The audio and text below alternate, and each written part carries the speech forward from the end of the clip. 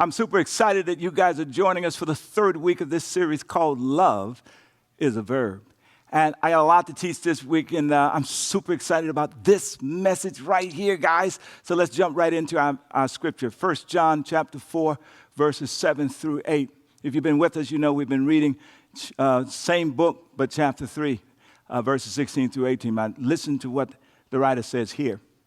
Dear friends, let us love one another, for love comes from God. Everyone who loves has been born of God and knows God. Whoever does not love does not know God.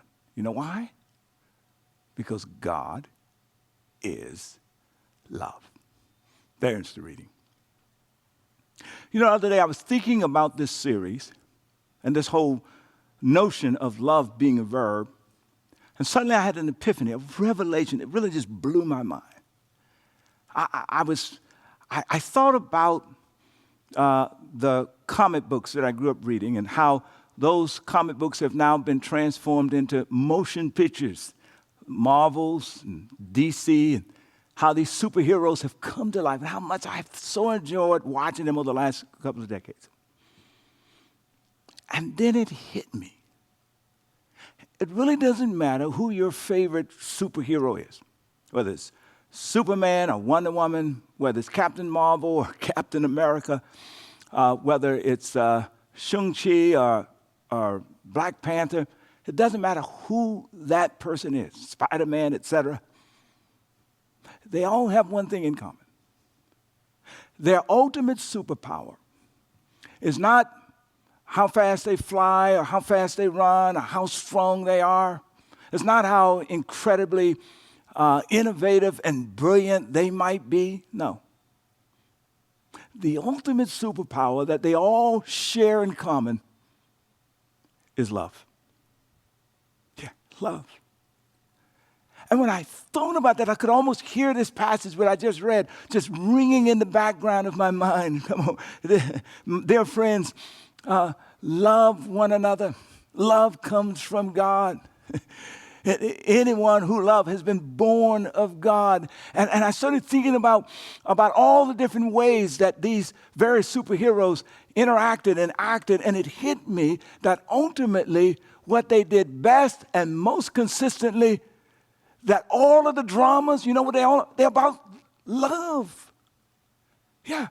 It's not how powerful they are, because each one of these superheroes have villains. And these villains oftentimes have powers as well. But what separates the villains from the superheroes that we love is this notion of love. The villain take their power and their resources and they turn it, make it work for themselves, and they don't care who they hurt, who they destroy in the process. The superheroes that we like to watch, these are individuals who put themselves second and put everybody else forward as first.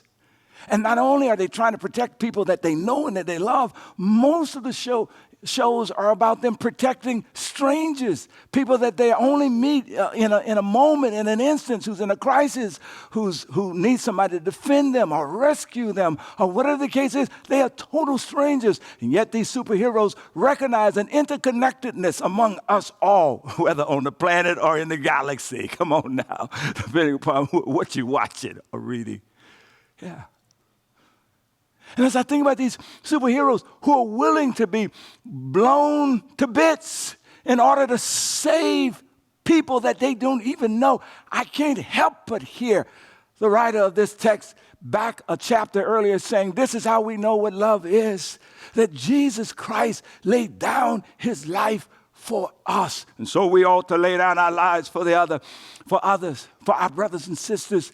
And suddenly I realize it is as though God has crept into the subconsciousness of humanity and have hijacked, come on now, the plot development of our cinematic features and have hidden in those various incredible motion picture action shows around these super pointers that point back to the gospel.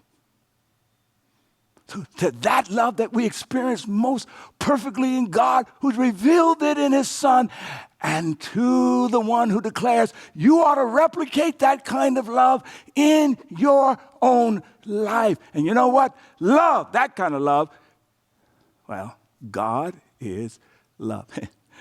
It's a superpower, guys. That at the end of the day, Superman, Wonder Woman, Iron Man, Black Panther, whoever it is, they're spending their lives serving others. Love serves.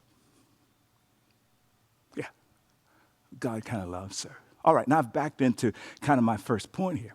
I mean, the first point that you should circle is that there is a love that actually is a superpower that you and I have access to. And it's not made up in some make-believe world. Come on. Yeah, keep that in your mind. Secondly, when I say love, when the scriptures say love one another, that love comes from God, that anyone who doesn't love doesn't know God. Because, exactly what kind of love are they talking about? Because when I use the word love, I can use it in a variety of different ways, and so do you, right? I love the sweet potato pie that my daughter and my wife made, the pies that they made, the chicken and dress. I love that. Is that the same thing he's meaning in the scripture? He says love one another, that kind of love.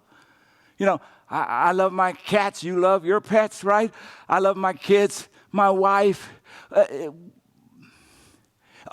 Is that which kind of love are we talking about? What kind of love is being discussed in this text? And that's one of the interesting things about life today. We use love to mean so many different things, right? In every facet. What kind of love is being talked about here? Well, essentially, it breaks down into two categories. The first kind of category in terms of love as we experience it is what I call self-focused love. And I don't mean it in any negative way. It only becomes negative when this becomes the extreme. But all of us have self-focus or self-interest love. That's another way of saying it. I love in a way that feeds my self-interest. Here's the definition. We love something or someone because we derive a benefit from that something or someone. I love sweet potato pies because I derive a benefit. You love your pet because they may protect you. They may provide nurture. You derive a benefit. As a matter of fact, oftentimes most of our love affairs start off in the same kind of way. You can hear Romeo declare when he sees Juliet for the very first time, he says, I've never seen a beauty until tonight. Everything else fades, most of our love affairs starts off in the same way. We derive a benefit from being with that person we see it. So that's one category. That is not the love that's mentioned in this text. That is not the love that we see and find ultimately in God. It's the second category that this text is talking about. It's what I call others-focused love.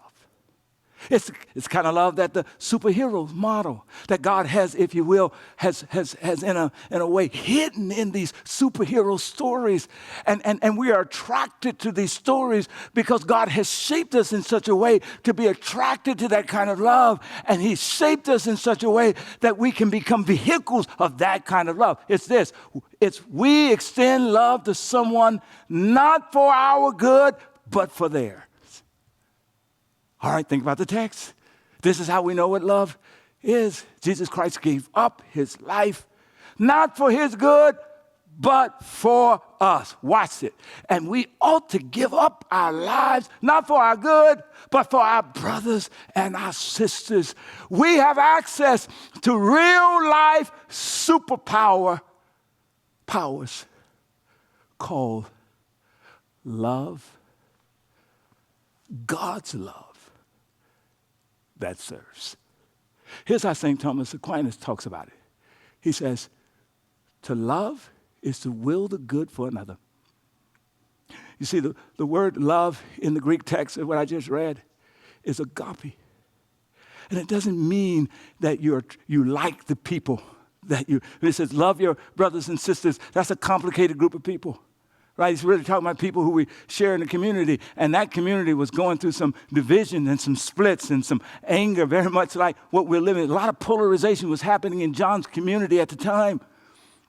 And so when he was talking about love, he was talking about, I'm calling you to love people that you disagree with. I'm calling you to love people that you don't like. That this is how the love of God works. Come on now, in Jesus, who died for people he disagreed with. Come on, who died for people he didn't particularly like.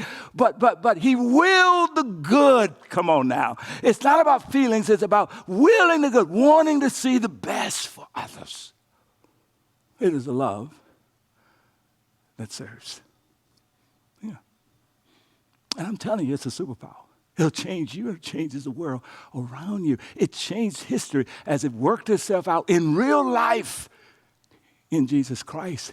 And it continues to change history, come on now, as it has worked itself out through followers of Jesus who practicing a love that serves has literally helped to change the world 100 times over. Superpower. All right, here's the deal. Before I can really experience the fullness of this love, I gotta exercise it. I gotta develop it. You practice it to develop it. I told you that last week. You gotta grow it. Just because it's born in you doesn't mean that it's growing in you. You've got to stretch those muscles.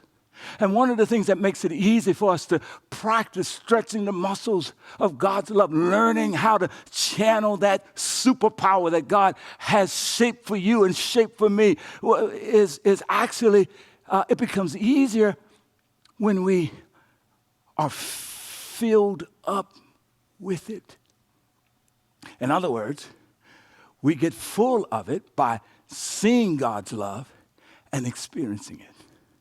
As we have to train the brain to see God's love and train the brain to experience it. Okay. Here's what I mean. The brokenness within us naturally gravitates to the brokenness outside of us. The negative stuff inside of us naturally seek to feed on the negativity of outside of us. And there's so much for us to feed on. It occupies our time. It has a way of blocking out of our minds, come on now, the reality of God's goodness and love in the world. And yet, I've said this before, that God's love is all around us because God has literally built into the DNA structure of creation a love that serves. If you look at the moon and the sun and the stars, you see that they don't just exist for themselves. They provide light and life to this planet and to the galaxy. Come on. If you look at the trees and the green vegetation, they don't just exist for themselves. They pull the carbon dioxide out of the atmosphere. They put oxygen into the atmosphere. They provide fruit for us. They provide a resting place for the birds. Come on now. You look at the ocean. It doesn't just, the oceans do not just exist for themselves. They house the underwater world of fish and sea life.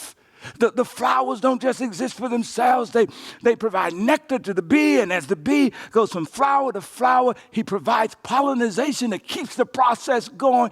God has literally built a serving love into creation. It is consistent with who God is himself. In his Son, he declares these words. Jesus says, the Son of Man did not come into the world to serve, but to be served, but to serve. And to give his life a ransom for others. And whoever takes Jesus into your life, that is the superpower of a love that serves. Yeah. But we miss it, don't we? Because we get preoccupied with all the stuff that's going on around us. Just turn on the TV. All of the brokenness, right? You turn on the TV and you've got all of the commentary and all of the discourse around Kyle Rittenhouse verdict. Or you have the stuff that's going on with Mr. Arbery's trial around in terms of the people who were involved in his loss of life. And all of the tension, the racial stuff, the political stuff. Come on, Russia is mobilizing troops on the border of a sovereign nation. All kinds of stuff is going on at the southern border here in America. Come on, you just look around, there's all kinds of stuff. There's debates about being vaccinated and mandates and all this different stuff is seeping into our family relationships and into our homes and into our churches. And if that's not bad, that's on top of the stress we have with raising our kids and trying to help our grandchildren to grow up and trying to manage the relationship with the people that we're in love with and trying to work through our stuff with our siblings and all of that stuff going on. It preoccupies us in such a way that we can easily miss God at work in our lives. We can. Here's the thought I want you to remember. If I feed regularly on that which is toxic, I more than likely will become toxic. If I focus and saturate and sit in front of the TV and just soak up, come on now, all of the pain that is around me, and if I meditate on the pain that is around me, if I spend all my time thinking about how unfair life is and how horrible life is and how broken life is, come on now, pain, you know what that will? It threatens to turn me into a pain for people to live with, a pain for people to work with. It will turn me into a pain. And so you know what the antidote is? The psalmist says you have to distinguish the difference between what I call passively being grateful versus actively giving thanks. Here's an example of passively being grateful. I walk up to you, you've been just surrounded, you've been submerged in all the horrible things that's going on. Your attitude is funky. Come on, and I ask you about how things are going, and you say, you know, and I say, well, you know, God has been good to you, God has blessed you. You say, well, I guess that's kind of right. You tell me about your roommate, how the roommate is getting on your nerves, and yet I point out, you know, but the roommate is there paying rent every month, making sure that you see the goodness of God. You say, wow, I hadn't thought about that. Come on, you complain about, you know, the job and all of the trouble at work, and I point out, but you got a job in a world where so many people are unemployed. You say, wow, I didn't realize that. And you might go, well, no, I haven't thought about it. I'm kind of grateful. That's passively. But the psalmist says, you got to train the brain to see the goodness of God. And the more you see God's goodness, the more you'll begin to experience the goodness of God. That's serving love. That's really God's superpower that is at work in you and in your life. Come on now. It makes me remember this text that says God is able to do exceedingly abundantly more than we can ask or think or imagine. If we can train our brain, come on now, to see God and to experience his love. Because the text says, according to his power, come on, at work within us. So the psalmist says, you've got to be active. You've got to open up your mouth. You've got to look for the goodness of God. You've got to write down the goodness of God. That's what the Psalms are. They're writing it down. You've got to be able to speak it out and tell people about the goodness of God. Look at the command that comes in Psalms 107. He says, give thanks. Somebody shout, give thanks. Give thanks to the Lord. Come on now. For he is good. His faithful love endures forever. If you were weeping last night, God's faithful love wept with you. If you're experiencing pain right now, God's faithful love is engaged in that pain with you. He is attending to you. Come on now. And there are blessings around you. Even in the midst, on your worst day, God is not only good, he's been good to you. Listen to what Psalmist says in Psalms 34. He says, I will. Somebody shout, I will. He says, I'm going to make a choice. He says, I'm going to decide. He says, I'm going to say it out loud. I will bless the Lord at all times, and his praise shall continually, in good days and bad days, continually be in my mouth. Because I'm going to make it a practice to look around and see all of the ways that God is serving me. And I'm going to say out loud to God, and I'm going to say out loud to other people in my life, here's where I see the goodness of God today. I'm going to call it out. Come on now. That he woke me up this morning. I'm going to call it out that I had a warm bed to sleep in, shelter over my head. I'm going to call it out that when I turned on my faucet in my shower, hot water came out. Come on now. I'm going to call it out that I could fix lunch and take it to work with me, that I had a bus to catch the lunch. I'm going to call it out that the blood still runs warm in my vein. I'm going to call it out. Yeah. I'm going to give thanks. I'm going to bless the Lord. So here's your homework assignment. over the next 7 days, every day, write out 3 things that God is blessing you, 3 ways that God is moving in your life, 3 ways that you see the goodness of God at work in your life. And as you see it, it fills you up. My wife told me that she went for a jog just the other day, and she said she ran for about 35 minutes, and she said she has started practicing praying as she runs. And she said this last jog, all she did was give God thanks. For 35 minutes, she just started thinking about the blessings of God, the goodness of God, the things that's going right in her life, in her family's life. And our lives are not perfect. We got all kinds of chaos going on and trouble. And yet, when she thought about the goodness of God, it outweighed the misery and the pain and the horror of life itself.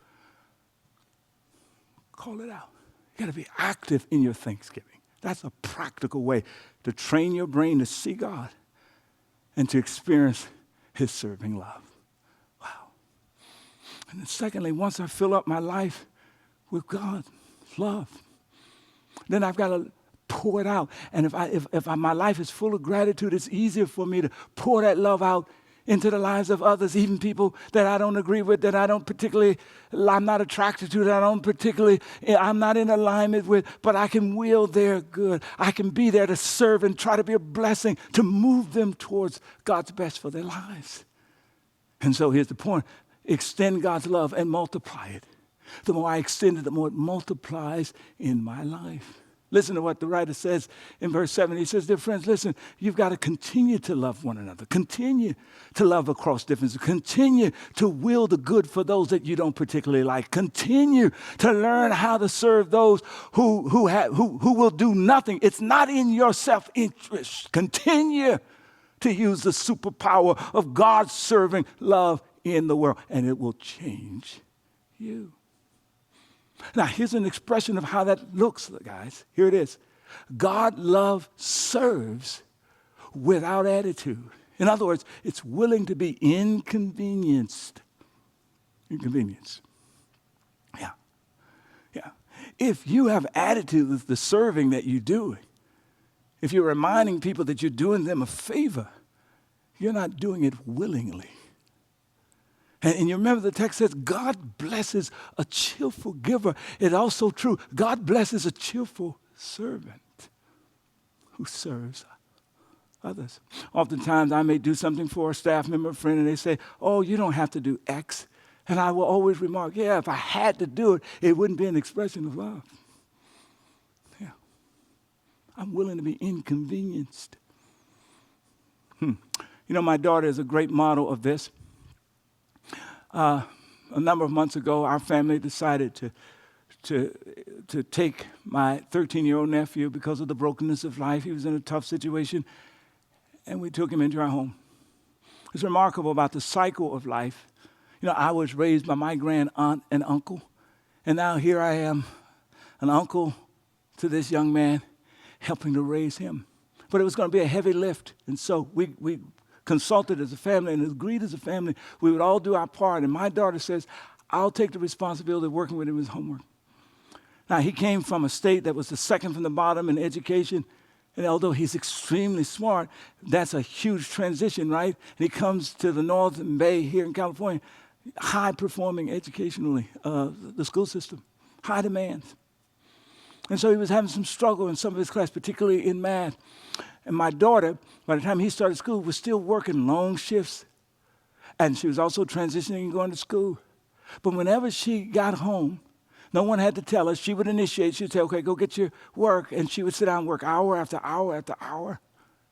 There was no complaining from my daughter. There was no making my nephew feel like I'm doing you a favor. There was no, you ought to be grateful for the fact that I'm doing this. There was no, hurry up, let's get this done so that I can get me some rest. None of that. I was so shocked at her, of her attitude of just pouring love on her cousin.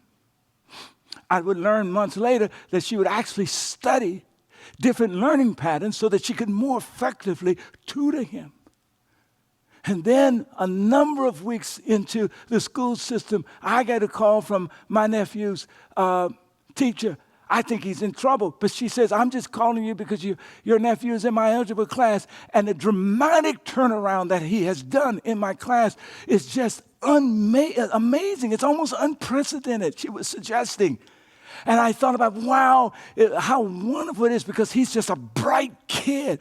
But also, what a blessing it is that my daughter used her superpower, come on now, of a serving love to make the difference. From that, for me, she's my super girl. Come on now, yes, I'm bragging on the girl because she's bragging material. But here's the good news, is that when you use your serving power to be a blessing to others, whether they're in your family or not in your family, to put yourself out. Come on now. Not in your name, but in the name of Jesus. I want you to know that your Father in heaven, he brags on you. He says, you're bragging material. Why? He declares you are extraordinary. You know what extraordinary is? Extraordinary. You're outside of the ordinary. Come on now. You're not the norm. You are a life that he can use to do great things, utilize to do great things in this broken, toxic world. And he needs you. Yeah. All for yourself. Yeah. Notice what the writer says, verse 10. This is real love, guys. Not that we loved God, but that he would dare love us and inconvenience himself by sending his heart, that is his only begotten son, who would inconvenience himself by sacrificing his life to pay in an atonement to take away our sins, to remove sins from our lives. Wow. Oh, that's that love right there.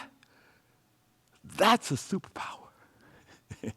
Yeah, that's the love that raised Jesus from the dead. That's a superpower. That's a love that God says, I want you to grow in your life as a follower of Jesus. Yeah, that right there, that love right there, that's a superpower. Here's my last point. Take a picture of it. The more I will the good for others. Another way of saying, the more I love people with God's love, with God's serving love, the more that love transforms me. The more I'm filled up with all the good things that God has, all of the blessings, all the ways that God is sustaining me in the midst of horror and pain and all that. And the more I concentrate, meditate on the ultimate expression of God's love, which is his son Jesus, who pours his life out on a Roman cross to pay the price for all of my sins and all of that stuff, right? To take away, that's what the text meant, to take away from me the guilt and the shame. I still have regrets, but those regrets, they make up the grist for my lessons and for my wisdom for the future, but no shame and no guilt because he has discharged it all. Oh my goodness. The more I meditate on how he loves me through my brokenness and loves me through all of my ups and downs and the things I get right and the things I get wrong and how he forgives me, come on, and fills my life with grace. Come on, the more it transforms me and it will transform you. It'll take the selfish and make you selfless. It'll take the arrogant and the proud and make you humble. It will take that person who is unforgiving and vengeful and make you grace-filled and forgiving. It changes you. It changes you. You know, at the end of the day, if we get how he keeps loving us, it allows us to be forgiving to others. It allows us to see others through eyes of grace. It allows us then, therefore, to seek to will the good of others, despite where we may be different or where we may disagree. And when that happens, his superpower is unleashed in the world, a love that serves. Let me end here. Not only does God love serves, it saves. Yeah. You know, the fact of the matter, this world is a mess. You know, it could have been you or me, or it might be you or me the next time there's a parade massacre. But here's what I know, that the God who has served me through his love all of my earthly life is a God who has served me in such a way that he saves me.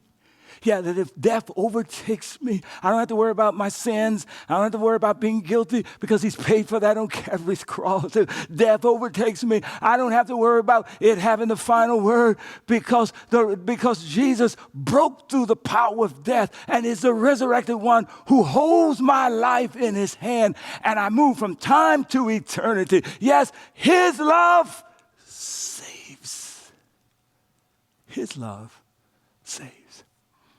And loving like Jesus, politically and socially and in our family life, come on, across our differences, is the only hope that America, our communities, your home, our family, our world, it is the only hope we have.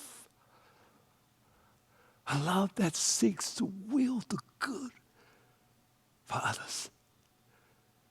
And so I end with this wonderful passage that I've been quoting every week. Dear children, let's not merely say that we love each other. Let us show the truth of that incredible superpower by our actions of love. Lord, make this so in our lives and in the lives of everyone who hears this. In Jesus' name, amen. Okay, I want you to aim the camera on your phone right at the QR code right here on the screen. It's going to take you to our connection card and to the section entitled Next Steps with Jesus. And the very first option that you're going to see is the opportunity for you to totally turn your life over to the one who is the ultimate source of this incredible superpower of love that I talked about during this message, a love that serves. And that's Jesus Christ. He's waiting for you to totally surrender your life to him so that he can have his way both in and through your living and release that power, that transformative power that I talked about. So go ahead and check that. There's some other options that you can also select as well. And then I want you to pay attention to the response to the message. The best way to practice this incredible love that serves is to do it in community. So I want to give you an invitation right now to join with us and participate in our Be Rich to Others holiday outreach effort. And simply check the box that says, yeah, I'll pray 5 minutes a day. I'll put together some hygiene kits to provide for those who are unhoused. And yeah, I'll make a sacrificial gift to be a part of helping tens of thousands of people experience the love of God in a very concrete way. Because at the end of the day, God's love serves. And lastly, as it relates to the response to the message, I want you to take a picture of this reflection question. Here it is. How willing am I to be inconvenienced for others? All right, wrestle with that. Listen, make sure you join us next Sunday for the finale to this series, Love is a Verb. I can't wait till next week.